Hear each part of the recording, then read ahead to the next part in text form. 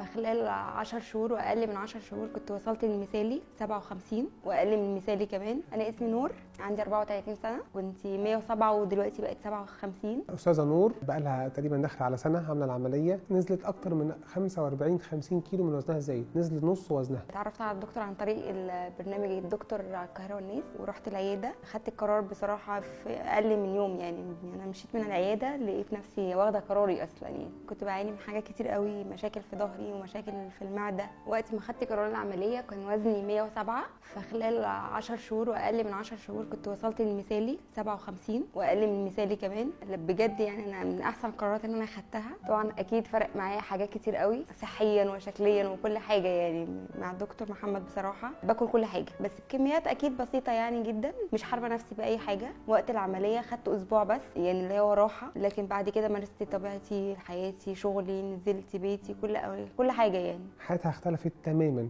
ماشيه على التعليمات زي ما الكتاب بيقول. حياتها اتغيرت، مش حارمه نفسها من حاجه وماشيه على التعليمات. الناس ما تفتكرش ان انا ماشيه على التعليمات ان انا هحرم نفسي، بالعكس هي ماشيه على التعليمات ومش حارمه نفسها في حاجه. بتلعب رياضه، وزنها نزل للمثالي، حققت حاجات هي كانت بتحلم بيها، وانا بقول لها الف مبروك، ربنا يتمنك على خير. حياتها اختلفت تماما، صحتها مع اولادها ومع بيتها ومع زوجها اختلفت تماما. انا كنت حاسه ان انا مختاره الدكتور الصح بجد، واول ما شفته وقعدت معاه فعلا كان قراري صح. وحتى هو اداني فرصه ان انا امشي معاه علاج، لا انا واخده قرار العمليه وما كانش في اي مضاعفات من وقت العمليه لحد اللحظه اللي انا فيها دلوقتي. انا حابه اشكر دكتور محمد على كل حاجه عملها بجد، يعني من ساعه العمليه، من وقت العمليه لحد اللحظه دي.